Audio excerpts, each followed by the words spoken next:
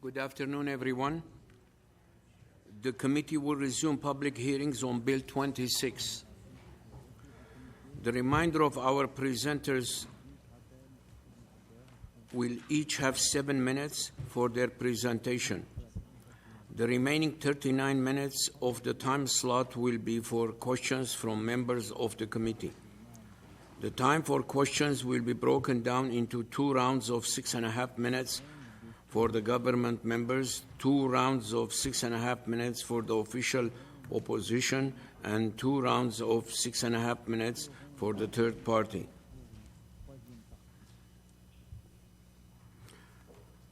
I will now call upon Mr. Andrés Jiménez Monge and Kathy Gezi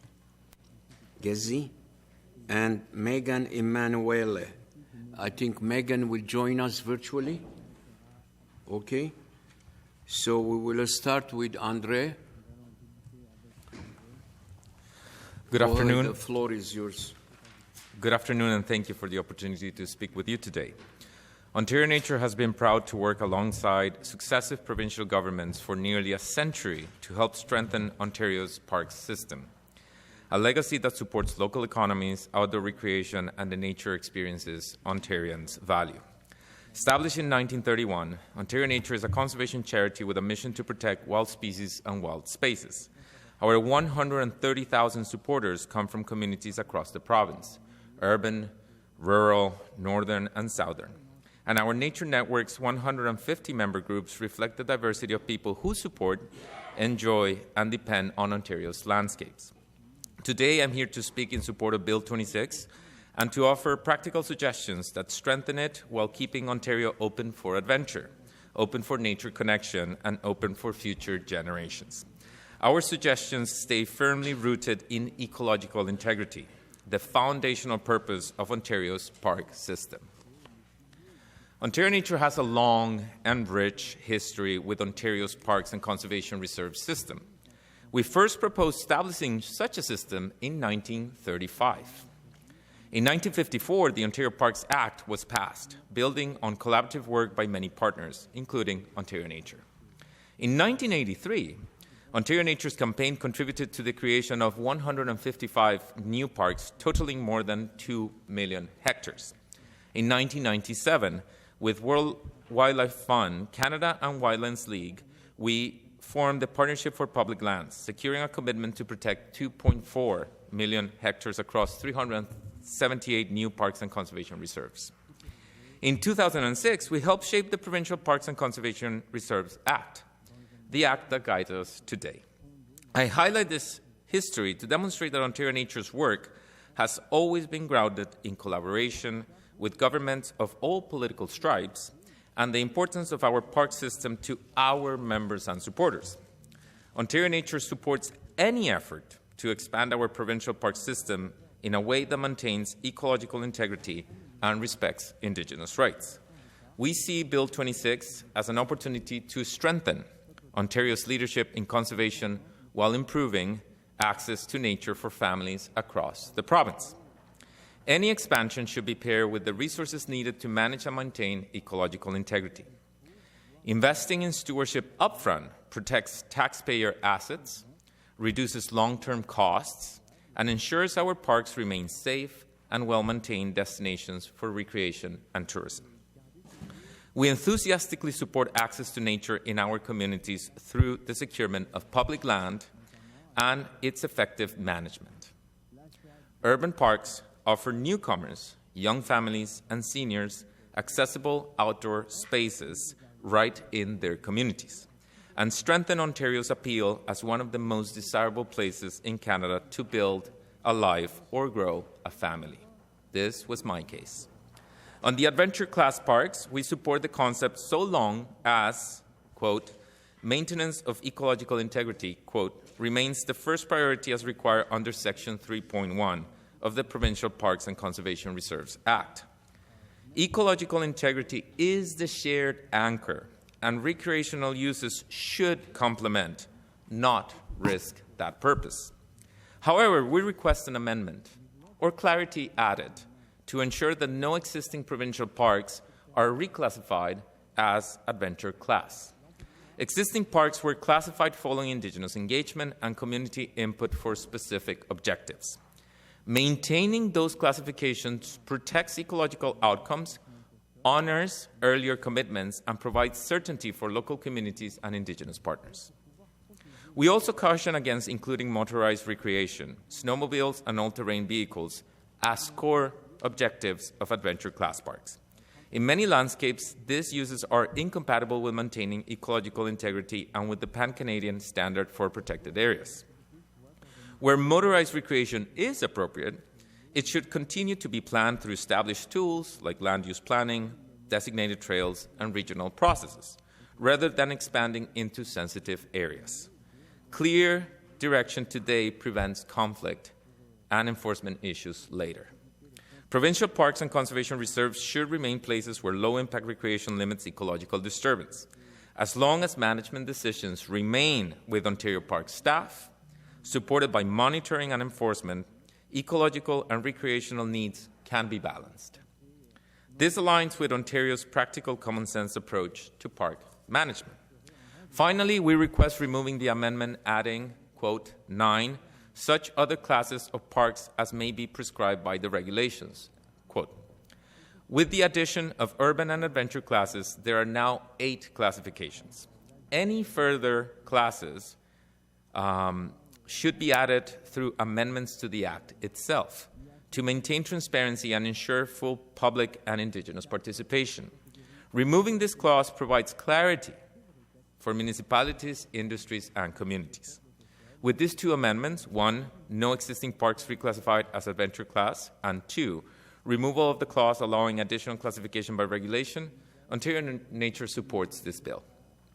These changes strengthen Ontario's park system while preserving the ecological foundation that makes it worth visiting, worth camping, and a success. To conclude, Ontario's natural areas are one of our most valuable legacies. They make this province resilient, support local economies, and contribute to the physical and mental well-being of Ontarians. Our protected areas give families places to build core memories: hiking, paddling, camping, and fishing. They maintain healthy watersheds, absorb carbon, offset flood risks, and improve air quality, reducing long-term costs for municipalities and helping safeguard communities and infrastructure. The government's interest in modernizing the Provincial Parks and Conservation Reserves Act opens the door to expanding and strengthening a system that has supported and inspired generations of Ontarians. By expanding our protected areas network, we can keep pace with provincial leaders like Alberta and ensure Ontario remains competitive as top province to live in. People choose Ontario not only for opportunity, but because of its access to high-quality natural spaces, assets that are increasingly rare across North America.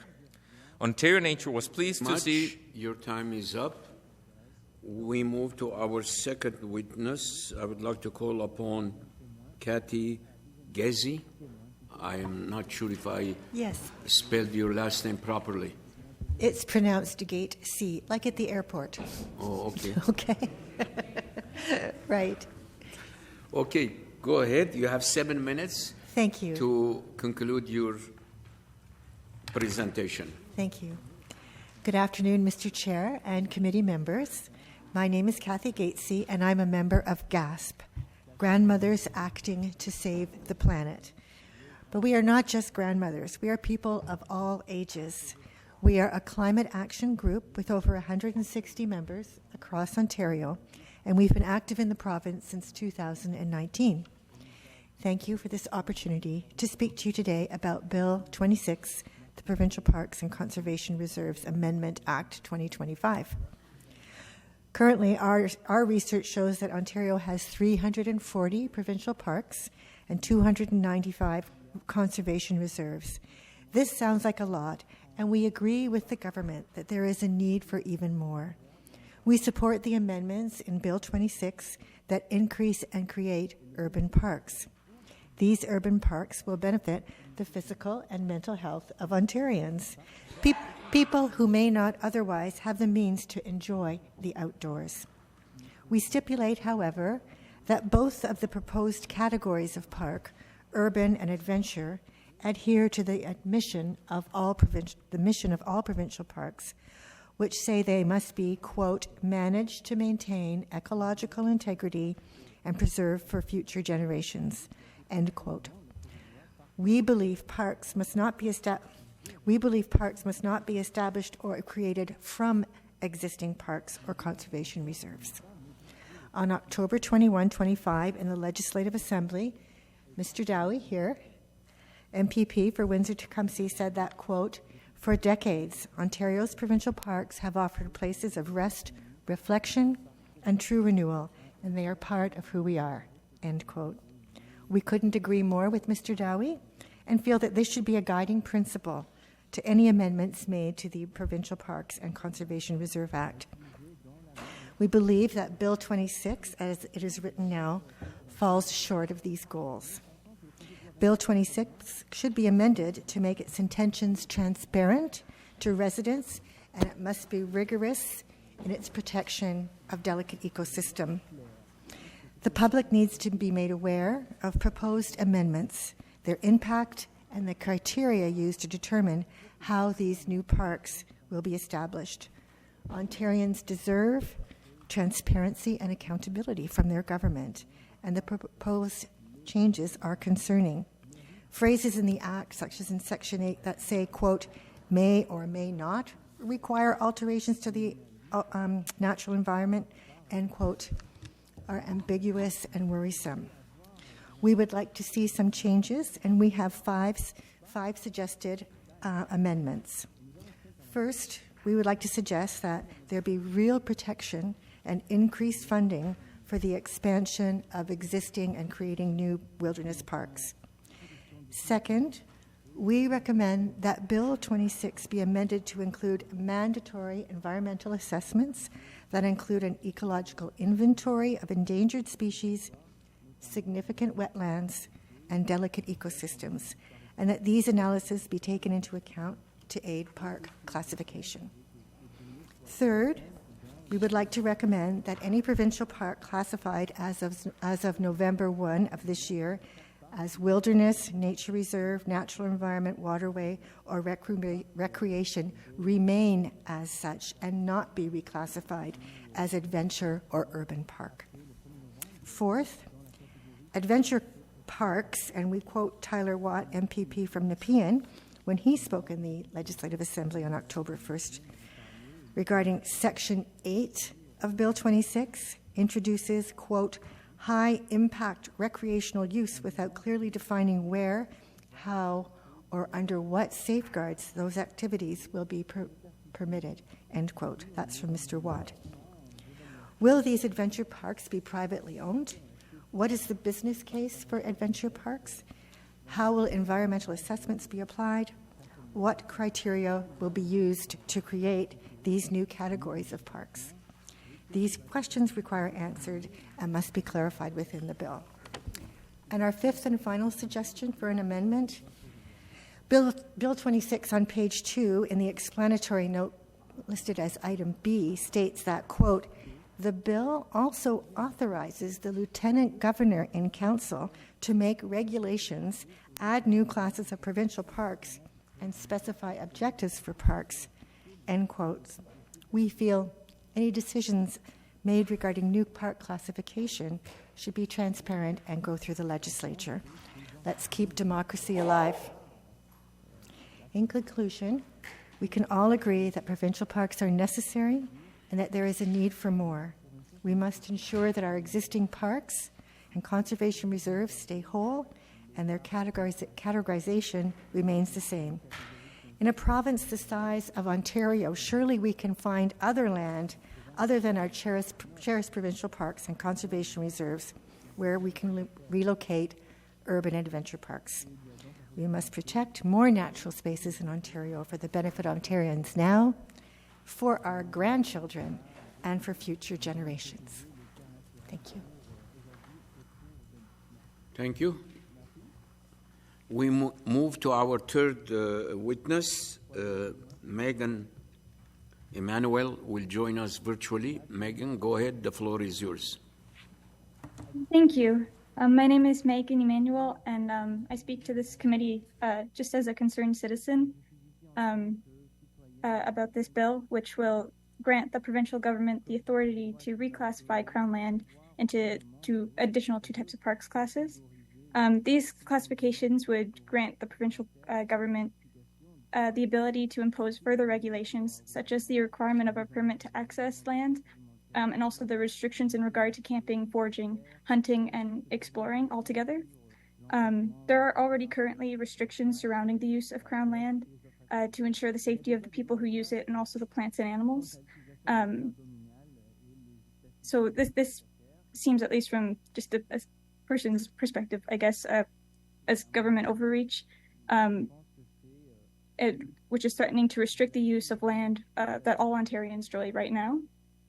It is particularly concerning that it seems reminiscent of the enclosure movement that happened in England many centuries ago. This was when the nobility began to fence off more and more common land, which forced the majority of peasantry to move into the city to find work.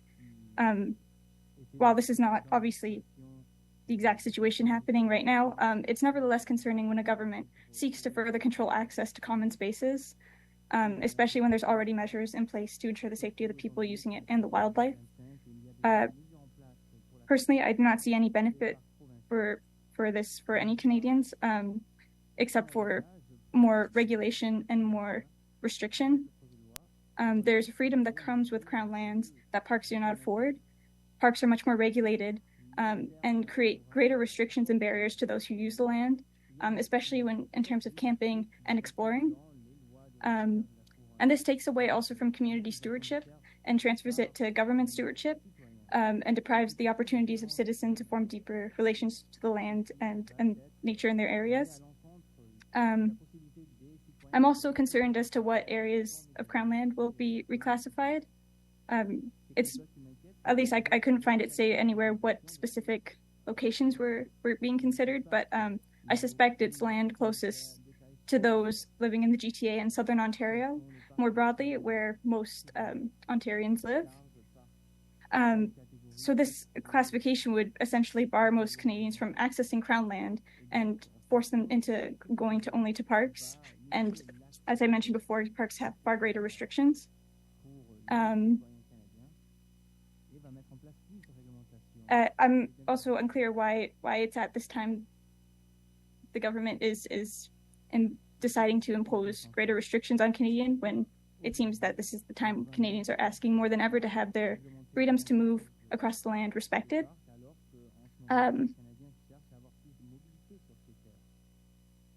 Yes, and so it's also seems to be the case that the more governing bodies that try to conserve wild spaces, it often ends up turning them, de-wilding them in many ways, and create these sanctuaries instead of actually forcing people to actually come to be a part of the land and actually to take on that responsibility for themselves, instead of being handheld through that process. And also there's a lot of citizen science that goes on in Crown lands right now. I know of many groups who like to just go and explore and take note of the local flora in particular. And, you know, that information is so valuable to have the freedom to go and explore and to make note themselves and not to be restricted to certain paths and to certain timings and to need a permit to stay overnight and things like this. As I'm sure you can probably tell by the way I'm talking, I'm not very versed in politics or anything, but personally I feel that this is less of a political issue and really just one versus people versus government and versus control of governing bodies. I think it will be just a great loss for many local communities who have come to know their surrounding areas and to take pride and being the stewards of that land. So that's I guess all I really have to say. It's not very long, but. Okay, thank you very much to all our three presenters. We will start the question and answer period. So the first round, we will start with the official opposition, MPP Shah. You have 6.5 minutes. Thank you very much, Chair. First of all, I want to thank all three of you for deputing here today and for your testimony. If you can see that this concern for how our beloved provincial parks are being potentially managed by the government is a concern for everyone, young and old, if I may say so. And so it's really fantastic to see a young person like yourself taking such a great interest. And I just have one question for you. Our time is short here, so Ms. Emanuel, I would ask you a lot of questions. You did an excellent job deputing here today. I'm really grateful that you took the time to do this. My question for you is if you could just again restate your concerns with this bill that will take away community stewardship and community oversight and put it in the hands of the government. You called it government overreach with this bill. Could you just restate that again for me? Sure. It just seems that often, whether it's government or other governing bodies, that whenever they try to, and again, this is a broad generalization, but whenever they try to create safe or more conserve the land, they very rarely take into account the people who are already there, who have been not only stewards of the land, but really, learning from it and having all that local knowledge. And it gets often displaced by those governing bodies who come in and then try to put new rules and new fences around areas. It's often a lot's lost there. Okay, thank you very much. And I agree with you, and I think Indigenous communities are feeling the same way, that their understanding of the land is not being included, or consultation is not included in this bill. So thank you for that perspective. I share your concerns. And now to GASP, grandmother's acting to save the planet. Yes. You guys are like notorious. Can I just say that? So I want to commend you for the work that you have done. Thank you. Your group is the forefront of, I would just call it an uprising when this government tried to basically steal all of the lands of the Greenbelt, right? So that was your group amongst, yes. with other groups, yeah. really acted in a way that forced this government to back down. Mm-hmm. And so that's a huge success that we had in this province. So I want to commend you and thank you for that. I'm in the grandmother group, by the way, yes. So just so you know, I'm in that category, proudly so. And what I want to say, and I asked the minister that this morning, we have a government that has this kind of track record of this heavy hand of this government not listening to people, and really you cannot point to this government's any evidence that this government respects or takes care of natural lands, wetlands. We've just seen their behavior. So you coming here to talk about some of the concerns I shared with the minister as well, and I want to focus very specifically on our concern that I share, which is that some of this language is so vague, and the fact that they've said, Section 1, number 9 says such other classes of parks as may be prescribed or in regulation, and the absolute real concern that this bill will be used to downgrade protections of existing provincial parks. So that I share that concern. I also have been around long enough to be suspicious when this government puts something this heavy in a private member's bill. Are you familiar with what's happening with Wasaga Beach Provincial Park and the government's sell-off of almost 650 acres? Yes. I actually could read in this that they will use this bill to take over the provincial park in Wasaga Beach. And do you have any thoughts on that? Mm-hmm. A lot of provincial parks could be at risk. Yes. We know the piping plover is an endangered yes. species in Wasaga Beach. And if we look at how will this impact other parks, one that comes to mind for us is Bronte Creek, sitting right in the middle of Oakville and Burlington. Expensive land that I'm sure developers would like to get their hands on. So we're worried that this will expand to all provincial parks. Yes, and I want to thank you for pointing out in the bill, we looked at it, but you pointed out again that it just says that authorized Lieutenant Governor and Council, which is Cabinet, to make regulations adding new classes of provincial parks and specifying objectives for the park, which means objectives that are different than what's in the original bill. So all of this is disturbing and concerning language. It seems like a small thing. MPP Downey's bill to make a park in his riding That makes sense, but to use his bill as a vehicle for substantial government overreach is a disservice to his bill and a disservice to your constituents and a disservice to the people of the province of Ontario. And so, again, I want to say to you the fact that this government doesn't really like environmental assessments. I brought up this morning Ontario Place. I mean, they bulldozed Ontario Place without an environmental assessment. It's not a provincial park, but it certainly was a natural area. And so my question to you is, are you concerned that this high-impact recreational activity will have a significant impact because they will not have an environmental assessment? And I will quickly say the minister himself, the MPP Downey this morning himself said that it could have an ecological impact with that type of activity. So do you want to speak a little bit about that? For sure. Our climate change is upon us, and we know that species are endangered. We know that we need wetlands. We need to protect delicate ecosystems. And you're right, the government doesn't seem to have a very good track record on doing environmental assessments. We're not saying we don't want parks. We want parks, and we're okay with urban and adventure parks. We just want to be careful about the number of species that are becoming endangered. I walked yesterday at Crawford Lake, and on the path they have statues of all the species that are endangered. Thank you very much. The time is up. We will move to the third party, MP Pizzao. Well, thank you very much, Chair, and I want to thank all of our deputies for being here today. It's very much appreciated. I believe, Andrés, you didn't finish your statement. Would you care to finish the statement you had prepared? Feel free. Thank you very much. It's just a couple of paragraphs. Ontario Nature was pleased to see the government's latest proposal under the Expanding Protected Areas project and encourages rapidly expanding our protected areas network through continued collaboration with Indigenous nations, civil society, and industry to identify opportunities for locally supported, well-managed protections. Protected Areas Unite Ontarians, the province's own Protected Areas Working Group, found that 86% of Ontarians support creating more parks.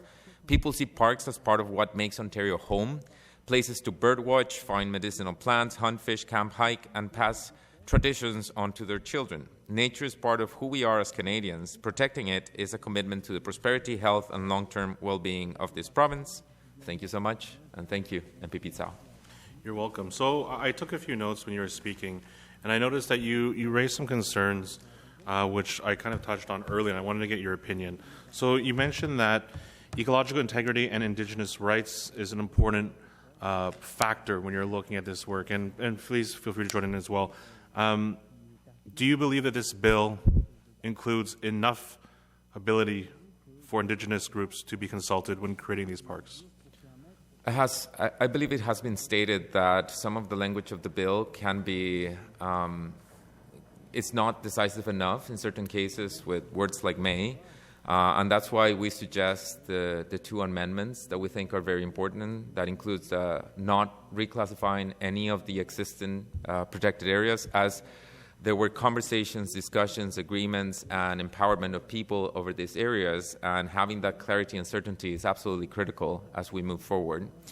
And second, it is important that any changes to include new types of areas come back through the legislation so they have the right level of consultation.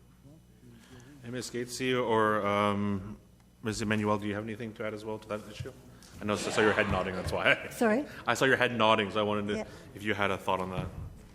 I think that the opportunity for the Cabinet to make changes without it going through the legislature is a huge concern for me, because it means they can bypass that. Yeah. Yeah, absolutely. Yeah. So the other thing I noticed here is you both spoke about the concerns around in the bill that allows such other class of parks that may be prescribed by the regulation, right? So the kind of this open category of other. Can you elaborate, either of you, or either of the three of you, on what is the concern that you have particularly about this ability? Other classifications. No. Ontarians need to know what's going on. We need transparency. We want to protect our land and our parks and our animals. Andrés, did you want to? Yes, for me, the removal of the clause allowing additional classifications by regulation, it's critical because it might just bring us into a space of conflict and having to go through a lot of a lot of discussions that could be avoided and would be unnecessary if we always go through the consultation process that is required for the Act. I recognize that what we might gain in flexibility, we would lose in our capacity to get to shared meanings of what it means to protect land and to have that land protected for all Ontarians. So earlier this morning, I was asking about consultations, and MPP Dowie assured me that the ERO would be enough in terms of consultation process. Do you believe that the ERO process would be enough in terms of ensuring consultation from Indigenous groups, ecological groups, and local groups to make sure that we're making wise decisions? Environmental It's an online registry where you can submit your comments. Okay. Do you believe that's enough, or should more be done in this bill to ensure consultation? MPP Sal, could you elaborate if the ERO would be enough for what? This bill right now, when I asked MPP Dowie about consultation to ensure that we have strong Indigenous consultation and ecological consultation actually built into the bill, I was told that the ERO process that exists already should be sufficient. Do you believe that's sufficient, or do you believe there should be something actually built into the bill requiring more consultation? Sorry, one more question. Consultation for the creation of the bill, or consultation once a new area is created? Creating new parks through this bill. It's too easy online to avoid reality. Ms. Gatesy, would you like to go ahead while you consider it, Andrés? It's too easy online to avoid what citizens really want. Yeah. So I would think we need more opportunity to submit and speak with people. Speak to people. Yeah. The ERO is an important process for people to provide feedback, but I believe that when we are taking Crown land and are creating a new protected area, further consultation is required in order to fully ensure that Indigenous rights are being honored. Great. Thank you, Chair. Thank you. We move to the government side. MPP Pensino. Thanks, Chair, and thanks to all the witnesses for coming out today. Appreciate that. Through you, Chair, my question is to Andrés. It is encouraging to hear you say that you support active nature in the parks, and I think that's a lot of what this bill is about. What role do you think adventure class parks could play in promoting healthy, active lifestyles? I was speaking with one of our members, an elderly person, and she said, "Well, it depends on how what adventure means to you." And she was saying that for her, adventure is birding, right? And that's maybe some of the clarity that needs to be added when it comes to the bill. What does adventure mean, and where is this adventure brought forward? We see some parks. I just went to Bon Echo, and we see some parks in which very established climbing routes are effective, and they keep the ecological integrity of the places, and it allows people and communities to enjoy. Well, we see other provincial parks in which it is hard to enforce the climbing routes, and that might affect the integrity of the bluffs and the escarpments and all those ecological values. So I think it's enriching to include new ways of enjoying nature, or maybe existing ways of enjoying nature, as long as we manage to keep that ecological integrity, which is the original purpose of the Act. That's fair. Thank you. Yes? I think we know that ATVs trample all kinds of delicate ecosystems, plants, small insects. Birds rely on insects. Like it's all connected, right? So ATVs rambling through parks is probably not ideal, but if we could just have a few designated parks where that happens and maintain our ecological integrity elsewhere would be wonderful. But I think that is the intent of this bill. Yes? Yeah, but it's not clear. Yeah. Sorry, Megan has her hand up. Megan has her hand up. Oh, sorry, thank you. I also, I just have concern with the adventure class, but more so, there's always this emphasis, or it seems like there's this emphasis on creating certain routes, and that's how you enjoy nature. And that's, I guess, my greatest concern with the idea of parks and this bill, and as opposed to Crown land, is that it's this one way you can enjoy the space, one way that you can enjoy nature, as opposed to the people who are using Crown land, at least the people that I know that are using Crown land, and myself. You don't trample the land. You respect the land, but you also you're also a part of it. It's so to say that you can only walk here and you can only explore, within these constraints, it's just this, that's not really what wild is. And I think that's the beauty of Crown Land, is that it lets people actually experience the wildness of Ontario and Canada's nature. And then because of that, gain a deeper love and respect for it and actually want to fight more and preserve it more, versus, just in pretty parks. That's why there is different classifications, though. Each park, not all activities can be done in each park. Certain ones, they will be just for walking in, but this is just opening up new avenues, and especially moving forward, any new parks that we are bringing on board. May I? Andre, you have a additional comment? Go I ahead. think it's important to add that Ontario has only 11% of its area protected, and increasing that protection to higher percentages akin to Alberta and Quebec would address part of these concerns. But also, it greatly depends on the size of the park in comparison to the size of the area that will be developed on recreational activity. In general, the 25% rule applies, meaning that 75% is regulated for the ecological integrity and 25% can be regulated for compatible uses that do not risk the goal of the protection of the area. Okay, any further comment before we move to the next question? MPP Vickers. Thank you, Chair. There's all kinds of an age and culture of people using our parks, and it's sometimes hard for everybody to agree on what the perfect position is. So, what role do parks play in helping people understand the value of Ontario's natural heritage? No, it's a critical role for people to connect with nature.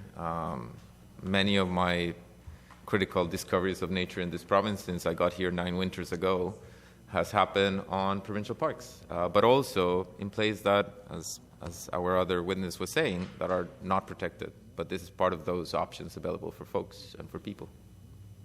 Kathy? Yeah. Is my speaker? There it is. I was looking for the light. I think Ontarians have a range of things that they want to do in parks. Like some people want to have a wild, fun time and get lots of exercise and challenge themselves in the outdoors. And other people 1 minute. Other people just want to have a peaceful bird watching, walking and enjoying the trees and the sun. So there's a range. You ask what role do parks have? It depends on the person, but we want to make sure that the nature is protected while everyone's enjoying it. So in a way, should we try and have parks for everyone, or should we just have parks for certain people then? So the ones that want to be adventurous and do things. Yeah. You would agree that that's a role for a park? I think adventure parks would be okay as long as we have some clear rules about what's going to go on and what is going to be done to protect delicate areas. We're not opposed to the urban or adventure, just we want to be really clear on the guidelines for them. Thank you. Any further comment? We have 8 seconds left. Okay, thank you very much. We'll move to the second round of questioning. MPP Shah. Thank you again, Chair. I am going to direct the remainder of my time. It's very short to Andrés Jiménez. Thank you for being here. I want to be clear that we are not opposed to what was originally the intent of this private member's bill, which was building on the work of MPP Lisa Gretzky from Windsor, Brian Massey, also an MPP, who did work at the federal level to make sure that we could have a Ojibwe Prairie Provincial Nature Reserve in Windsor. So that's something we fully agree with.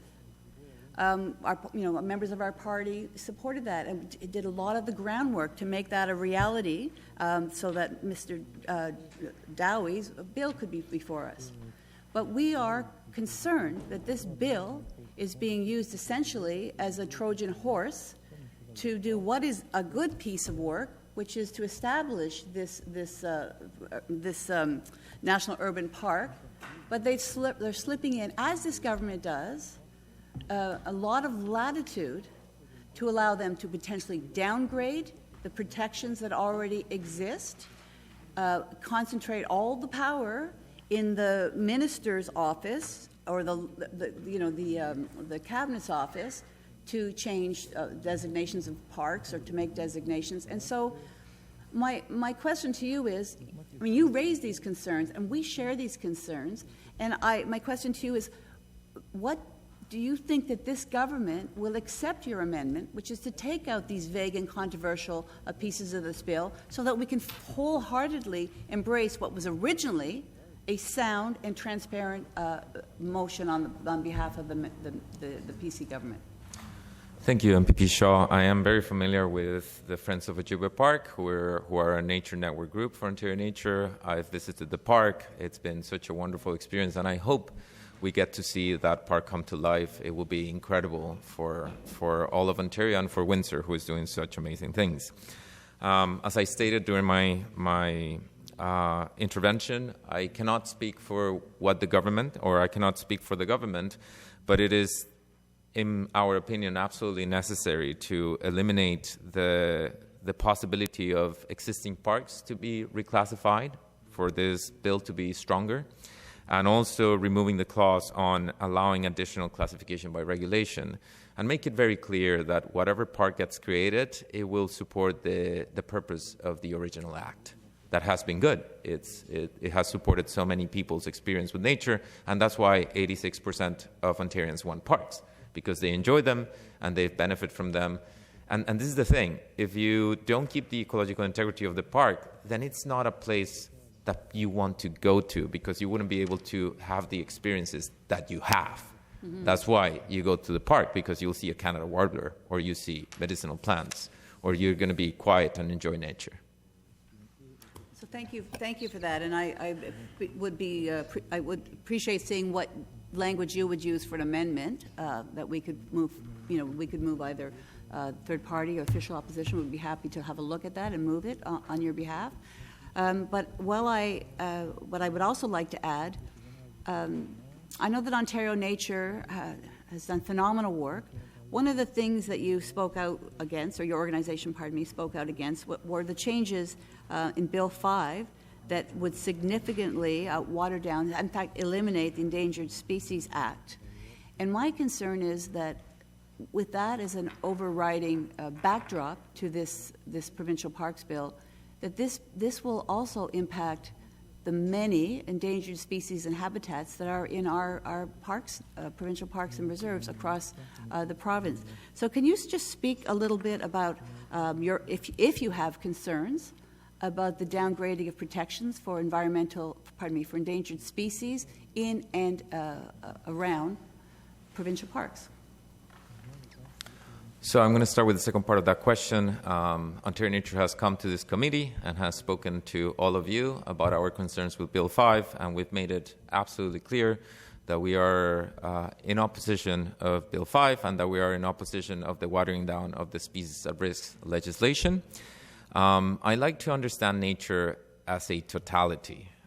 If you create a protected area and then you eliminate the environment around it, you will end up with a flower pot. And that flower pot is going to have a whole bunch of plants, some of them invasive, some of them not, and it's likely not going to have the animals that we love, it's not going to have the turtles that we love and the birds that we love. So it is important to see the landscape in its totality for it to be able to be viable. What does this mean?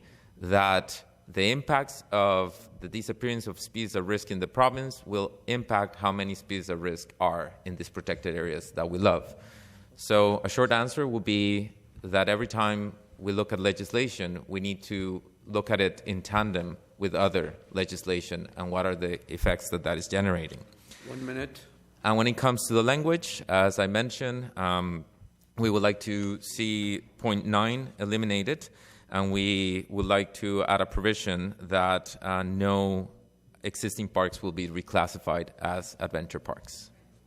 And very quickly, the time is short. We talked about the ERO. I just want you to know, put it on record, that this government has found to have broken the law when it comes to the ERO, when it comes to the Environmental Bill of Rights, which is a law in the province of Ontario. The Auditor General found that they had broken the law. The courts have found that they broke the law. So for this government to say that the ERO will be satisfactory consultation process for Indigenous groups, for stewards of this land, their track record shows that they don't, respect, to be honest, nature or environmental species, and they don't respect the law of the land, which is our Environmental Bill of Rights. And so I'll just put it to you. Thank you, MPP Shah. The time is up. We will move to MPP Tsao. So when I reviewed the bill, one of the concerns that I came across, and I heard this reflected in your comments, was the lack of a mandatory EA for the designation of adventure class parks. And I know you mentioned that, Ms. Gatesy, in your comments. I wonder if you can elaborate a bit more of why you think a mandatory EA would be important in this bill. I think that we're observing a pattern with this government where commercial interests are more important than environmental interests, and we wonder if there might be an ulterior motive with its legislation so that more private businesses can profit from our parks. Our second suggestion, our second suggested amendment was to include mandatory environmental assessments.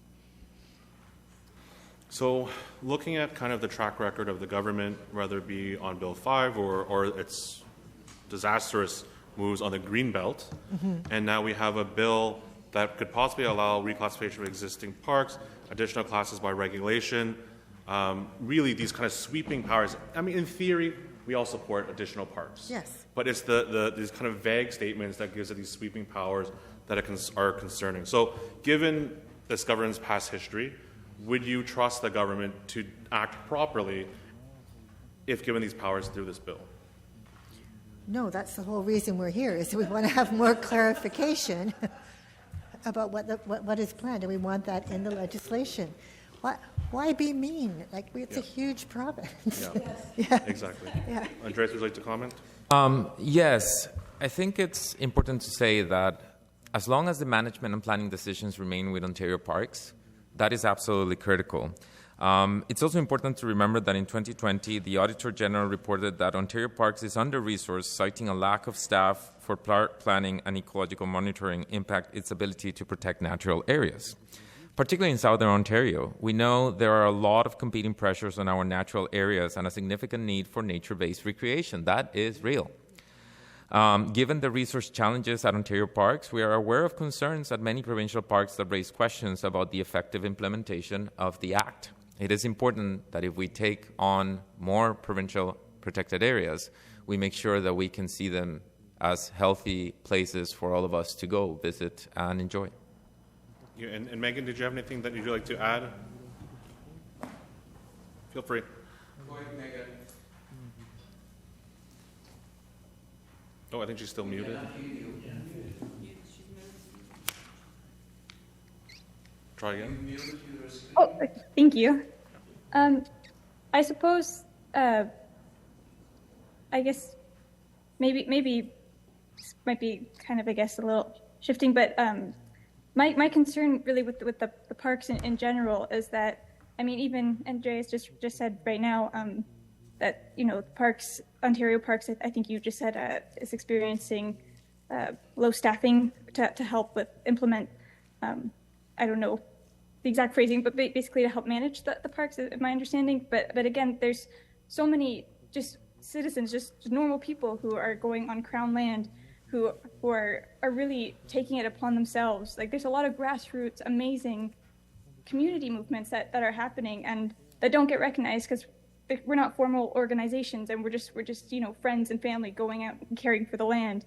And I think that gets lost in parks. It becomes this top-down, whether it's from the government or from another outside institution, it becomes this top-down project instead of a grassroots project. And I think that's, if you want ecological preservation, it has to come from the community, not from the government.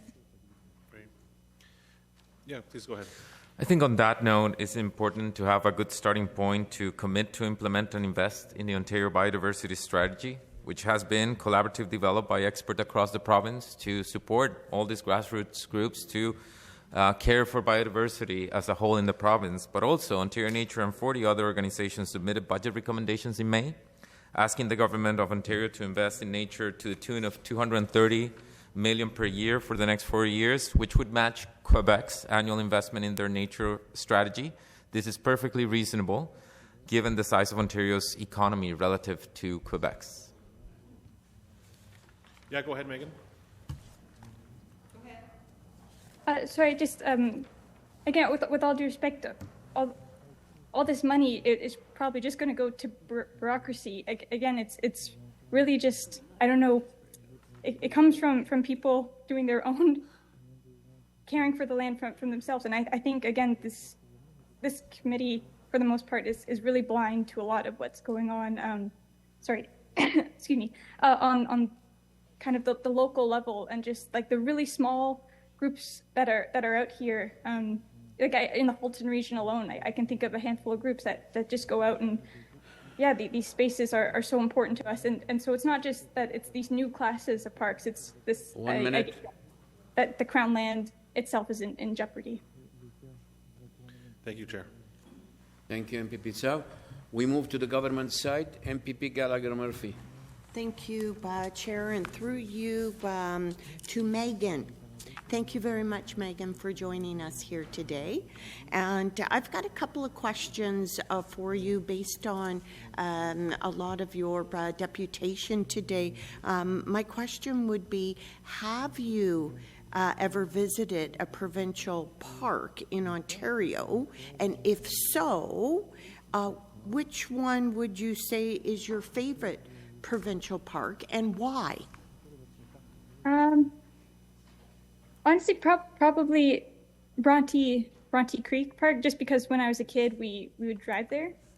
Bronte Creek Provincial Park. Yeah, I guess it's just the memories from being there as a kid, and also that it has I haven't been recently, but at least I know that the forests there were really great, and in the spring you could go see the fiddleheads, and I don't know if it was legal, but I know people would sometimes, wild harvest some of the fiddleheads and things like that. So it was just cool to see that. I guess that was my first encounter with people. I don't know, foraging and really being connected to the land in that way. But yeah, and then from there it kind of grew out. And so I have nothing against provincial parks. I'm weary of the fact that this will give the government the opportunity to start classifying areas of Crown land and then imposing greater restriction on access to that land, whether it be through permits in order to, forage, or in order to camp, or in order to, you have to book a camp spot. You can't just go and spend your time there. That's really where my concern is. Mm-hmm. Well, thank you for that. Just to follow up on that, as you're probably aware, or you may not be aware, our population has grown to 15 million people here in Ontario, and that is going to continue to grow greatly. So when I think about all the newcomers coming to our province, and a lot of people will come to the cities for work, obviously. And they're going to want to explore the great outdoors. Not everybody is going to be able to travel north or to many of the very open Crown lands that are available, because we know there's a lot in this province, but most of them are north of us. So that being the case, what would you say, how do we manage to ensure that all newcomers can have that experience of the great outdoors with our parks? If it's not government being able to classify an area and really designate those areas for people, especially closer in the city. Yeah, absolutely. I guess my first thing would be, with that population boom, how is that coming? It's probably coming from mass immigration, right? And so that's probably, it would be my main concern. Is are we immigrating people responsibly and at a rate that we can actually support them? So I think that's kind of the main thing when we talk about immigration and this big boom of population growth.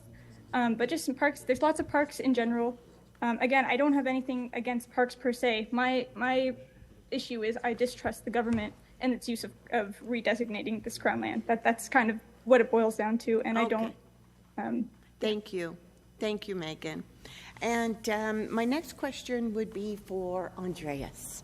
Thank you very much for Ontario Nature to be here today. Greatly appreciated your deputation. And I also appreciated the history that you've provided, because obviously Ontario Nature and the provincial government have worked collaboratively for many, many, many years. So I think that is a testament to ensuring that we are taking care of nature, obviously, as much as we possibly can. And when I heard you talking about improving the expansion for families, for that recreation as well, that's wonderful. Something you commented on, or you suggested, was in the classifications, and you commented about exceptions with motorized vehicles. So I wanted to kind of go back to that comment there, because I wanted to understand more, Andreas, what your thoughts were on the motorized, I guess, versus non-motorized. If you could comment there, and then I've got a follow-up for you as well, okay? Yes.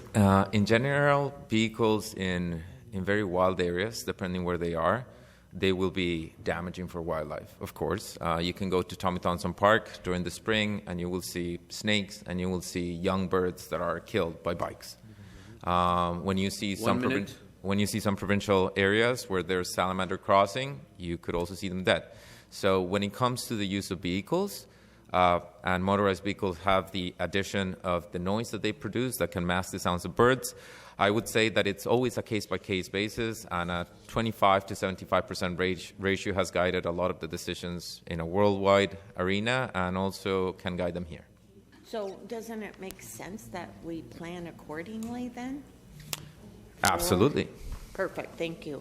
Then my last question, follow up real quick. What kinds of stories or experiences from your work highlight the importance of accessible, diverse park spaces? So many. Our nature network groups are a lot of groups like the Friends of Ojibwe Prairie that are trying not only to create parks that enjoy and steward them at a grassroots level, not only on Ontario Nature's reserves. We hold 26 reserves, not only in our reserves, but also supporting other areas. Thank you very much, Andre. The time is up. Thank you for all three presenters. That concludes the first panel. Thank you very much for coming and sharing your opinion and ideas with us. So we will be ready in a few minutes to the next panel. Thank you very much. Do you want to recess till?